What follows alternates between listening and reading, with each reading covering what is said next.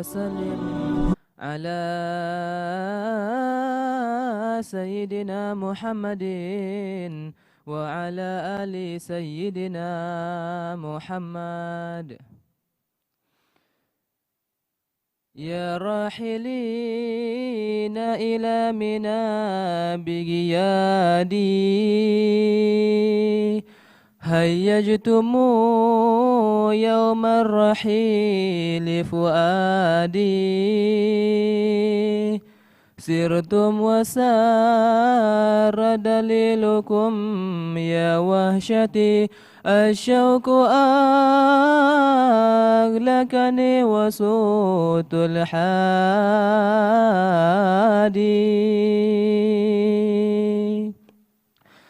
أحرمتم جفن المنام ببعدكم يا ساكنين المنحنى والوادي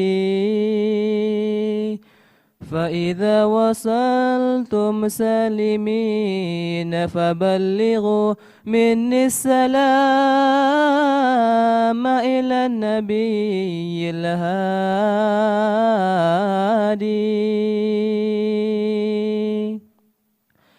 ويلوح لي ما بين زمزم والصفا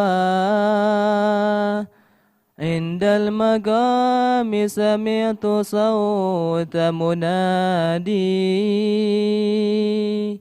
ويقول لي يا نائما جد السرى عرفت تجلي كل قلب صادي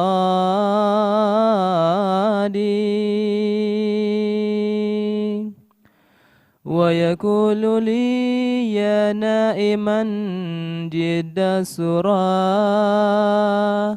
عرفت تجلي كل قلب صادي من نال من عرفات نظرة ساعة نال السرور ونال كل مرادي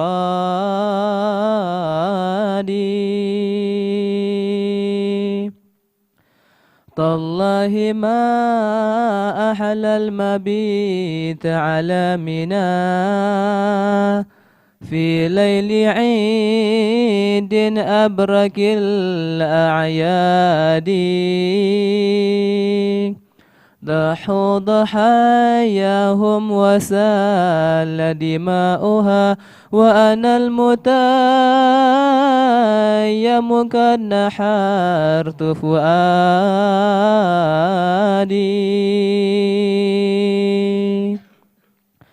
لبثوا الثياب البيض شارات الرضا وأنا من أجلهم لبست سوادي يا ربي أنت وصلتهم وقطعتني فبحقهم يا ربي حل قيادي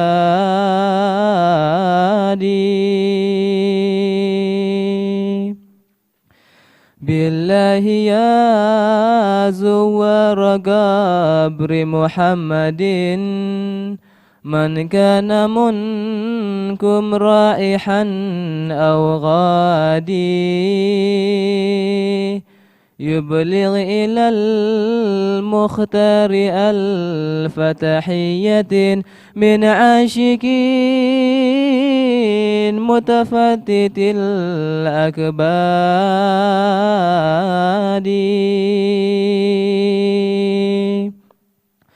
قولوا له عبد الرحيم متيم ومفارق الأحباب والأولاد صلى عليك الله يا علم الهدى ما سار راكب أو ترنم حادي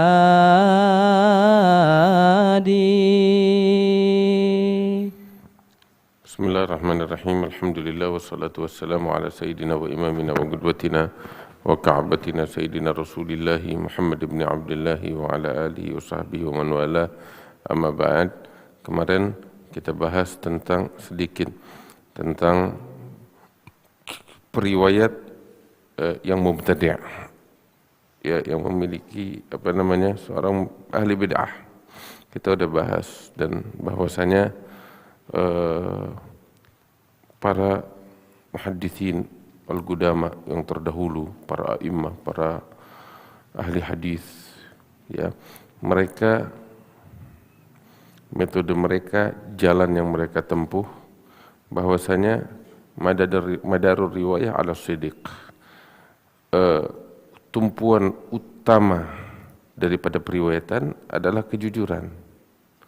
Adapun masalah akidah, mau itu akidahnya lurus atau sesat, selama tidak ada unsur kekafiran, ya, maka bagi mereka urusan akidah itu antara orang itu dengan Tuhannya, bukan ranah mereka dari segi periwayatan. Mereka tidak mencederai periwayatan dengan masalah akidah yang dianut oleh para periwayat.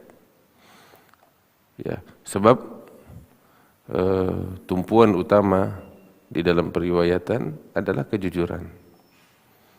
Jika si periwayat jujur, terpercaya, terbukti hal itu, maka apapun akidahnya selama tidak masuk dalam kategori kufur, maka mereka menerima periwayatan tersebut. Jelas.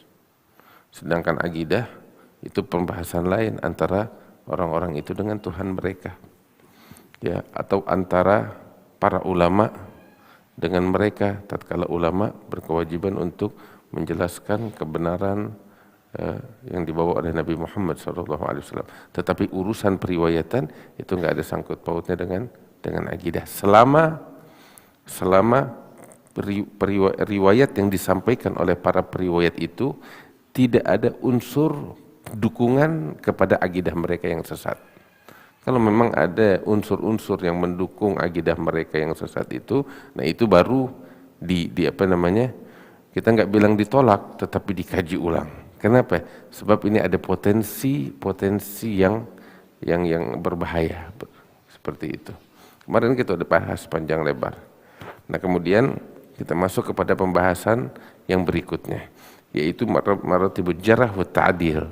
Jarh itu, ya, ada di dalam ilmu hadis ini namanya jarh dan ta'dil. Ta'dil itu adalah menyatakan adalahnya seseorang, ya, tazkiyah atau merekomendasikan, oh ini memenuhi syarat, oh ini bagus, ada namanya ta'dil. Jarh, ya, jarh itu melukai. Maksudnya apa? Menyatakan ini tidak memenuhi syarat, begitu. Ini pembohong, ini si fulan, ya, dia tidak memiliki sifat adalah. Itu namanya jarh. Jarh melukai. Dalam bahasa Arabnya itu al-jarh melukai. Tetapi maksudnya ini di sini adalah menyatakan cacatnya, menjelaskan kecacatan atau menyatakan fulan cacat, ya, fulan selamat, gitu. Ada ta'dil, ada jarh, ada ta'dil, begitu. Nah, ini ada ulama-ulama tertentu, ya, ulama-ulama yang memang kaliber dan mereka ini memenuhi syarat. Mereka itu, ya, punya kapasitas untuk menyatakan fulan thigah, fulan jujur, fulan pembohong. Dia punya kapasitas itu. Kok punya kapasitas? Iya, pertama dari segi pengetahuannya tentang orang-orang itu. Memang dia dari sejak awal, ya, kesibukannya meneliti para periwayat. Artinya dari sini kita nyatakan bahwa orang-orang ini adalah orang-orang yang punya kapasitas itu, ya. Dia tahu betul si fulan nih, si periwayat, dari sejak awal hidupnya sampai akhir hidupnya, segala gerak-geriknya terperinci dia tahu betul, sehingga dia punya kapasitas untuk memvonis.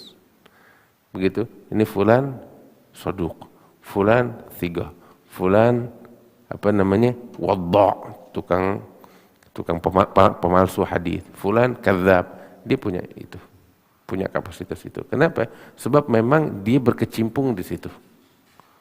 Nah, terus juga enggak serta-merta ya para ulama yang semacam ini di bidang ini ya memberikan vonis semacam itu kecuali karena memang atas dasar bukti-bukti yang akurat gitu.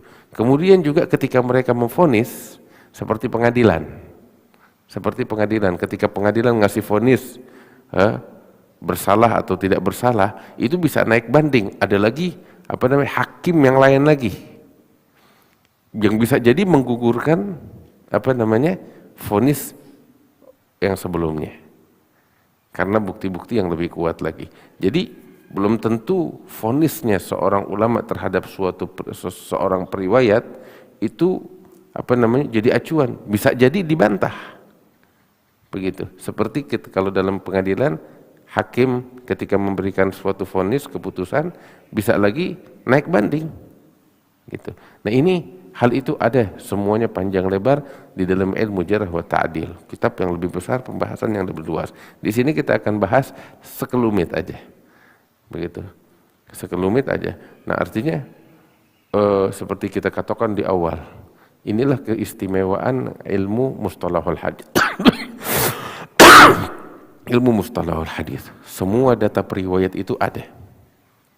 Ya, ada ulama-ulama yang berkecimpung di bidang itu mendata. Ya, setiap periwayat itu ada datanya. Subhanallah. Makanya inilah salah satu bukti nyata firman Allah yang berbunyi, inna nahnu nazzalna dzikra wa inna lahu lahafidun. Kamilah yang menurunkan ini zikir, ini agama, ini ajaran, dan kami juga yang menjaga dan memeliharanya. Inilah caranya Allah memelihara ini agama. Subhanallah. Mereka ini, para ulama-ulama ini, mereka nggak ada tuh mereka bertemu satu sama lain sepakat, ayo lu tugas lu ini, lu tugas lu ini. Enggak, subhanallah, Allah yang menggerakkan hati mereka. Ini berkecimpung di bidang hadis, ini mengumpulkan riwayat, ini menelusuri para periwayat. Subhanallah, otomatis Allah yang menggerakkan hati mereka. Nah, inilah keistimewaan kita umat Islam yang enggak dimiliki oleh orang lain. Kita punya ilmu mustalahul hadis dengan segala pendukung-pendukungnya itu.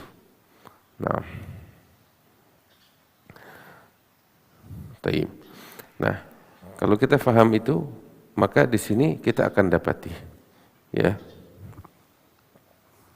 bahwasanya al-jarh wa ta'dil. Ya, seperti tadi saya katakan, jarh itu menyatakan kecacatan si periwayat. At-ta'dil menyatakan at-ta'dil menyatakan bahwasanya si periwayat ini memenuhi syarat. Gitu. Ada namanya ta'dil, yang satu lagi tadi namanya jarh. Itu jarh wa ta'dil. Nah, ketika dinyatakan itu ada metode tertentu. Metode tertentu nanti dibahas di sini. Bisa terkadang tuh ya para ulama mengatakan si fulan ya thiqah. Thiqah itu artinya terpercaya. Terkadang mereka bilang fulan thiqah dua kali thiqahnya. Nah, ini kalimat itu mengandung arti apa? Gitu. Terus terkadang mereka mengatakan fulan saduq. Ya. Fulan shadiq. Itu setiap kalimat itu punya arti. Antara shadiq dengan saduq beda. Padahal semuanya dari kalimat as-siddiq. Ya, kejujuran. Tapi antara shadiq dengan saduq beda. Jelas. Nah, sekalipun masuk dalam kategori jujur, tapi dari kalimat itu seorang muhaddits bisa membedakan martabatnya. Begitu. Oh, ini di atas, yang ini agak ke bawah sedikit. Jelas. Dari kalimat yang dinyatakan oleh para muhadditsin ketika memberikan jarh wa ta'dil kepada seorang periwayat. Itu setiap kalimatnya itu punya arti. Faham? Seperti fulan, ya, la ba'sa bih. Ya, enggak ada cacatnya. Enggak ada cacatnya. Ya, lumayan. Kalimat lumayan sama bagus beda. Fulan bagus, fulan lumayan. Walaupun artinya kurang lebih sama, tapi pada hakikat itu kalimat-kalimat itu punya arti tersendiri yang berbeda, yang menyatakan kedudukan masing-masing. Itu di dalam ilmu jarh wa ta'dil seperti itu kalau kita nanti bahas lebih dalam, jelas. Nah, ini di sini akan kita bahas tingkatan-tingkatan para periwayat dari sisi kecacatan dan kesehatannya dia orang. Kesehatan dalam tanda petik di dalam periwayatan, kecacatan dan kesehatan, jelas. Nah, ini yang kita akan bahas. Ada 12 martabat. 12 tingkatan. Yang pertama as-sahabah. Itu tingkatan yang paling tinggi. Kita ini asal bisa membuktikan si fulan adalah sahabat, udah sampai di situ. Selebihnya ambil kabar, terbukti. Dia memiliki sifat adalah wadhabat. Enggak usah ente pusing lagi nelusurin. Selama ketahuan pasti dia adalah sahabat, khalas aman. Itu tingkat tertingginya para sahabat. Ya. Kemudian tingkat yang berikutnya, man ukida madhuhu imma bi af'al au bi takriris sifah lafzan au ma'na. Ya, yang kedua tingkatannya itu yang ditekankan pujian untuknya dengan sighah mubalaghah. Di dalam bahasa Arab itu ada sighah mubalaghah, seperti kabir dengan akbar. Kabir itu besar, akbar yang paling besar. Contoh, ya, seorang muhaddits memvonis seorang periwayat dengan ucapan fulan awthagan nas, orang yang paling terpercaya, Nah, itu tingkatan kedua tuh kayak gitu.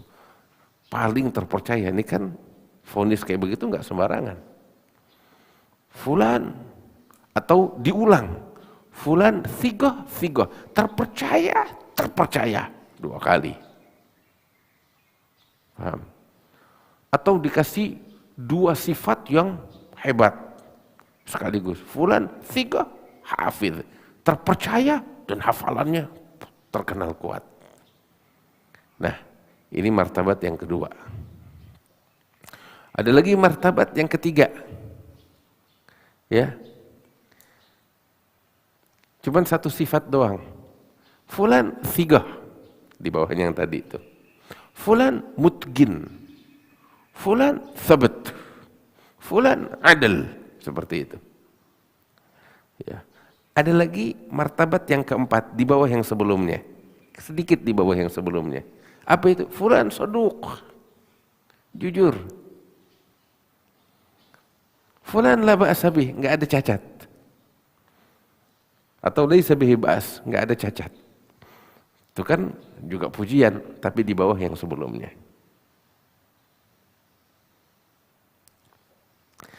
Itu 4 martabat yang pertama. Kemudian martabat yang kelima, tingkatan yang kelima di bawahnya. Ya, di bawah yang sebelumnya. Apa itu? Fulan saduq sayyi'ul hifdz. Dia jujur, tapi hafalannya ada kurang. Ada sedikit goretan, ya kan? Ada sedikit cacat yang disematkan kepadanya. Gitu. Fulan saduq yahim. Jujur tapi suka yahim. Yahim itu maksudnya apa ya? Menghayal gitu nggak? Ya, artinya suka ngomong tapi nggak tahu arah kemana omongannya gitu. Hah? Yahim linglung gitu.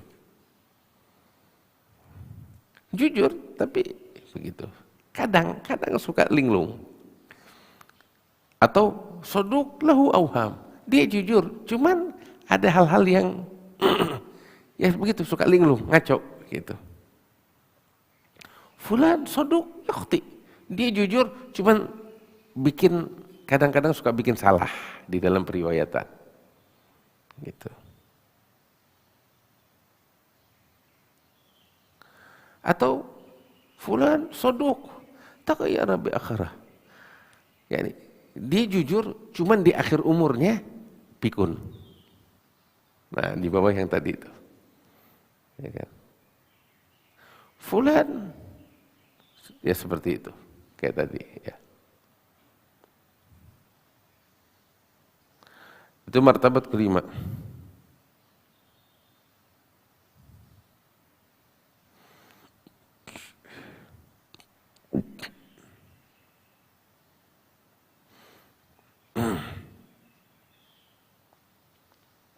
Ada lagi martabat di bawah itu. Para muhaditsin memberikan vonis dengan kalimat semacam ini nih. Jadi orang ini si periwayat ini nih, dia punya riwayat-riwayat hadis nggak banyak, begitu. Beda sama yang sebelum yang lain-lainnya, dikit. Dan dikitnya ini ya masih diterima lah, gitu. Masih diterima. Sehingga dikasih label tuh sama para muhaditsin, fulan makbul. Si fulan nih periwayat makbul, masih bisa diterima riwayatnya. Berarti kan di bawah yang sebelumnya. Fulan yutaba. Fulan periwayatannya bisa di apa namanya diterima, tapi kalau boleh ditelusurin dikit gitu. Yutaba. Dipastikan lagi. Fulan layyinul hadits. Ya, riwayatnya itu ya agak apa sih namanya, agak lemah dikit, layyin gitu, lembek.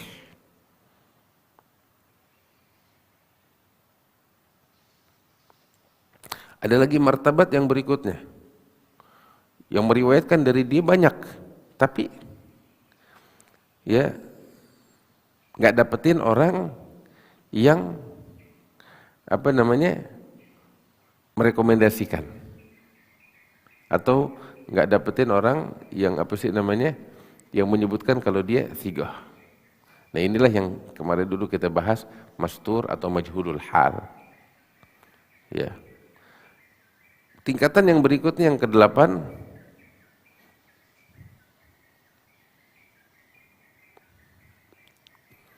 ya, nggak ada yang mentakdilkan dia, menyatakan dia ini sehat, nggak ada. Malah sebaliknya, ada yang memvonis dia sebagai orang yang cacat, walaupun kecacatannya nggak dijelaskan. Seperti ucapannya para muhaditsin kepada periwayat semacam ini, fulan dhaif, lemah. Lemah dari sisi apa? Nggak ada penjelasan, tapi hanya disebut dhaif. Itu tingkatan yang ke berapa, ke-8. Ada lagi periwayat di mana nggak ada yang meriwayatkan dari dia kecuali hanya satu orang. Terus juga nggak ada yang mentaufikkan dia. Nah, ini yang dikenal dengan majhulul ain. Gitu. Ada lagi martabat ke-10. Nggak ada seorang pun sama sekali ya yang mentaufikkan dia, yang menyatakan dia ini sehat, nggak ada. Malah sebaliknya, yang menyatakan dia cacat ada, dan dijelaskan kecacatannya. Apa itu? Seperti para muhaditsin memvonis seorang periwayat, fulan matrukul hadis. Matrukul hadis apa? Kemarin kita kan bahas kalimat matruk itu apa? Ya, ini berat nih. Ya, apa matrukul hadis? Dia terkenal berbohong di luar hadis, sekalipun di dalam hadis nggak pernah berbohong. Itu kan untuk hadisul matruk. Nah, fulan matrukul hadis, wah itu berat tuh.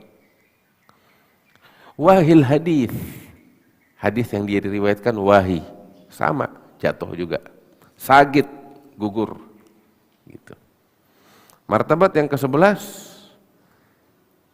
apa itu? Matin tuhima bil kadzib, apa ya? Dicurigai kebohongannya, sehingga mereka katakan muttaham, ini dicurigai. Wah, ini juga berat nih. Muttaham bil kadzib, dicurigai dengan kebohongan.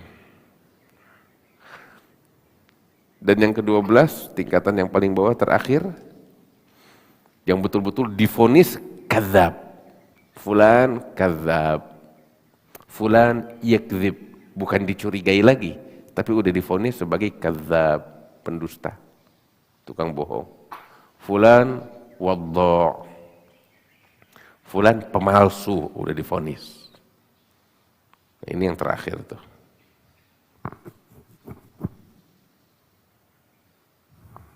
Jelas? Ini 12 tingkatan, lebih kurang seperti itu.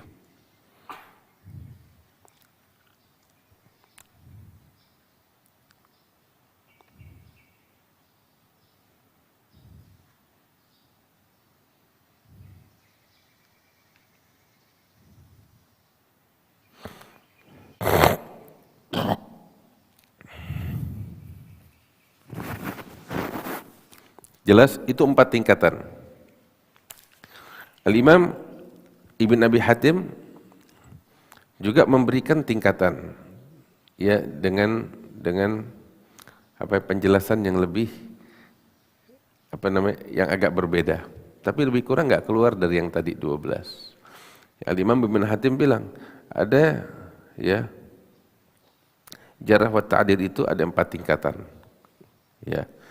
Ada orang-orang yuhtajju bi haditsihim istiglalan. Hadis-hadis dan periwayatan mereka itu dijadikan hujjah. Dia sendiri itu setiap riwayat yang mereka riwayatkan itu udah cukup menjadi hujjah, tanpa pendukung apapun udah cukup. Ya. Ada lagi,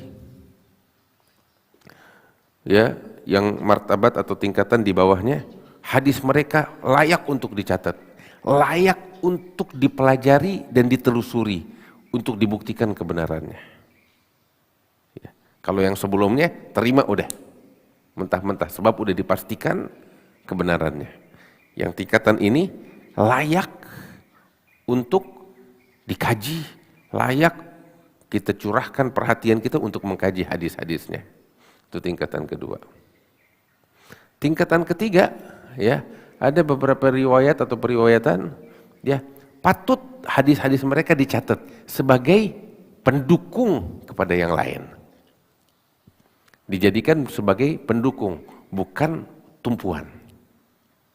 Paham nggak bedanya? Yang sebelumnya tumpuan, kalau ini sebagai pendukung.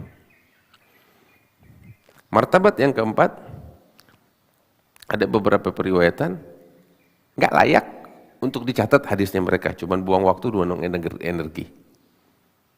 Apalagi dikaji, dicatatnya aja nggak layak. Kenapa? Para periwayatnya yang sangat bermasalah. Gitu. Sekalipun hanya untuk pendukung, sekalipun bakal pendukung nggak layak untuk dicatat. Nah.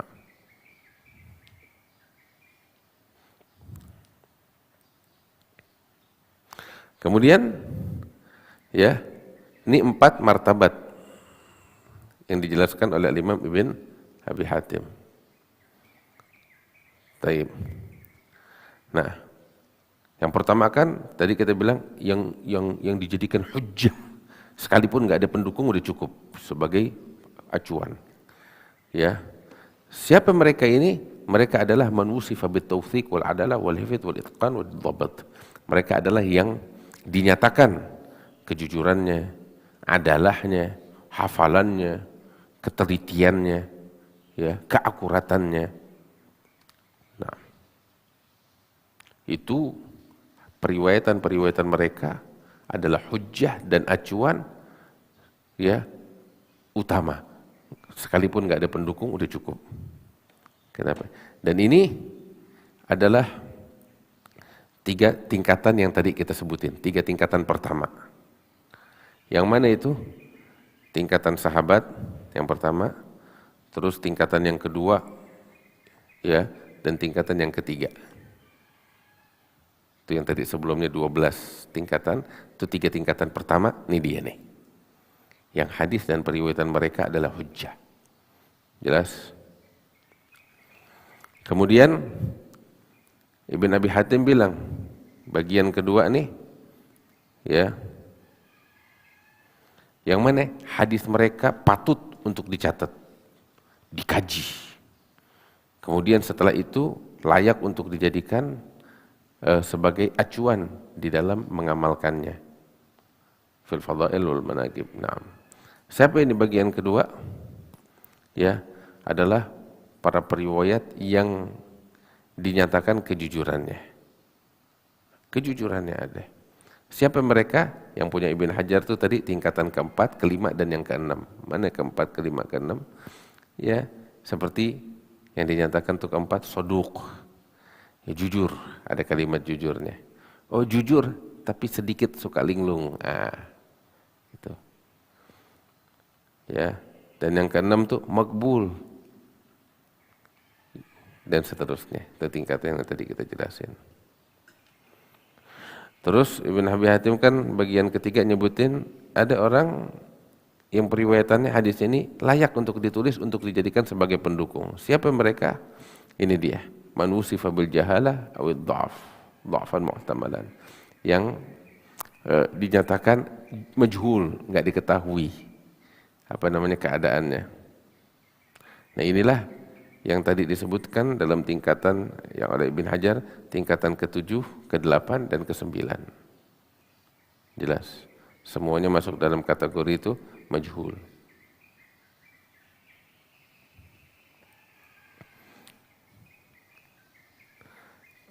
Paham gak kira-kira? Nah terus yang keempat di sini nggak layak untuk ditulis hadisnya. Sekalipun hanya untuk sekedar pendukung, enggak sama sekali. Siapa itu? Ini tingkatan yang ke berapa namanya? Yang ke-10, 11, 12. Yang divonis ya atau dicurigai kebohongannya. Seperti matrukul hadis, kadzab, wadha, dan lain sebagainya, muttaham. Nah, ini enggak layak untuk ditulis.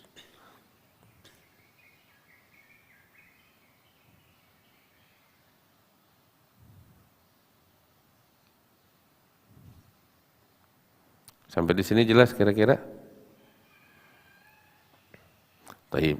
Syekh Ahmad Syakir bilang, itu dari ke-12 tingkatan, ya, tingkatan sahabat dan tingkatan nomor 2 dan nomor 3 itu adalah hadis mereka, periwayatan mereka adalah periwayatan yang sahih tingkat tertinggi. Dan biasanya tuh yang semacam ini ada di Sahihain, Sahih Bukhari dan Sahih Muslim. Jelas?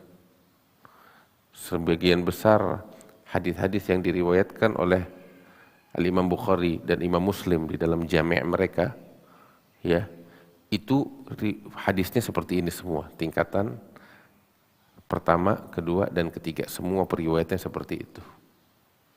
Makanya kesahihannya itu tingkat tertinggi, Sahih Bukhari dan Sahih Muslim. Nah,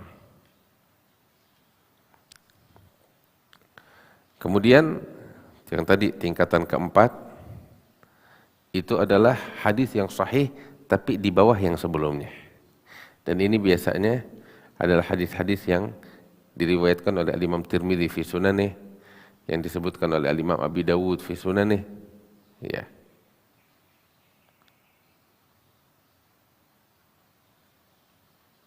Nah. Terus setelah derajat tingkatan keempat, yaitu tingkatan kelima dan keenam, ya, itu sebenarnya hadisnya tertolak, kecuali kalau memang ada pendukung-pendukung lain yang meningkatkan kualitasnya. Ya.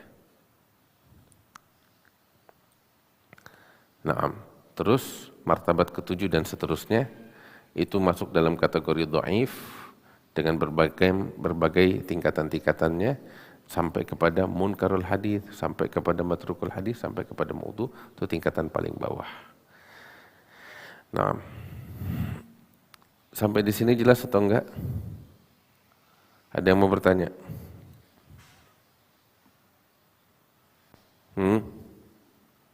Tafadhal.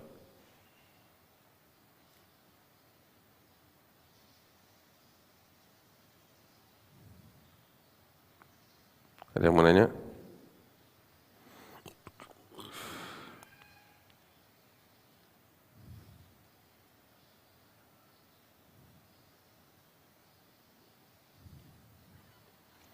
Sudah jelas?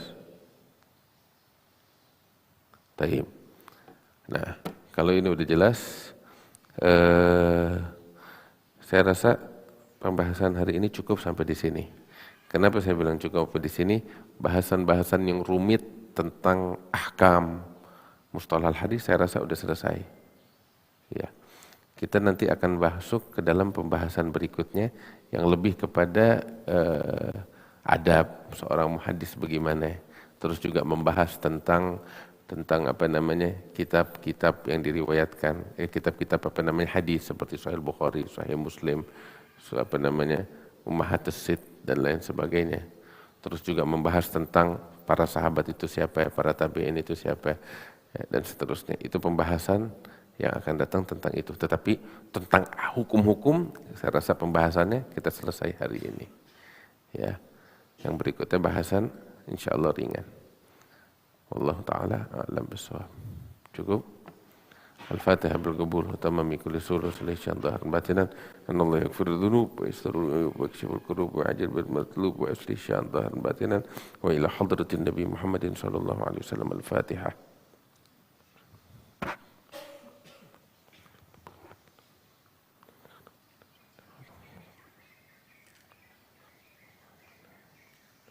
ربنا انفعنا بما علمتنا رب علمنا الذي ينفعنا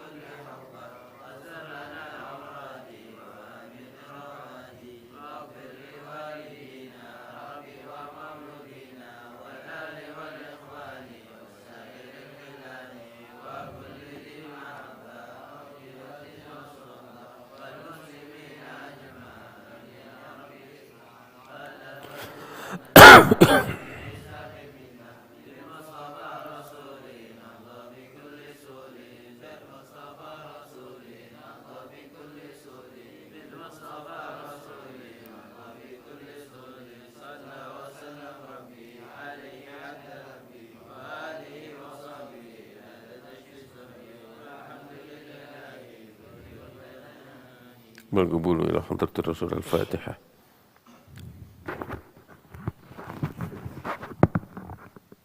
Baik, kalau